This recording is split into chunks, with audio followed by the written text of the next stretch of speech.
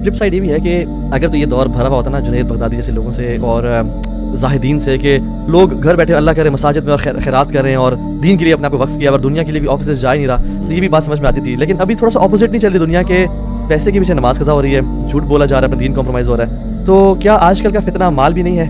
क्या इस एस्पेक्ट से भी अगर हम इसको देखें? इसका भी हदीस में जवाब मौजूद है। फरमाया अजमिलू फी तलब व तवक्कलू अलैह। रिज़्क़ तलब करने में एतदाल से काम। सुस्ती अलग चीज़ है, बेएतदाली अलग चीज़। देखें एक आदमी यूं सुस्त तरीके से चल रहा है, ये सुस्ती है। और एक है चलने के बजाय दौड़ रहा है, तो वो बेतदाली है। भाई जो काम चल के हो सकता है उसको दौड़ के क्यों कर रहे हो? तो इसी एतदाल का नाम इस्लाम है। वकज़ालिका जअलनाकुम उम्मतन वसता, हमने मुअतदिल उम्मत बनाया। तो मैं जो कह रहा हूँ कि नौजवानों को तरगीब दें कि भाई पैसा कमाएं, दौलत कमाएं, सुस्ती छोड़ दें।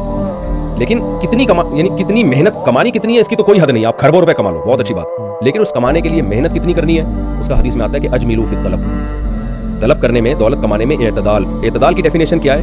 अपनी सेहत को देखना है, बल्कि सबसे पहले तो फ़राइज़ वाजिबात देखना। अगर आपके फ़राइज़ वाजिबात की क़ज़ा हो रहे हैं, रिजालुल्लाह तुल्हीहिम तिजारतुन वला बैउन अन ज़िक्रिल्लाह, कुरान ये नहीं कहता कि ईमान वाले तिजारत ही नहीं करते। कुरान कहते हैं उनको तिजारत नमाज से गाफिल नहीं करती है। नमाज के वक्त में नमाज, आपकी तकबीर उला फौत नहीं होनी चाहिए, आपके रमज़ान का रोज़ा क़ज़ा नहीं होना चाहिए। ये तो अल्लाह के हुकूक है जो दौलत कमाने में आपको जिनको सामने रखना है। आपने सुनी होगी मशहूर हदीस है, सही हदीस है।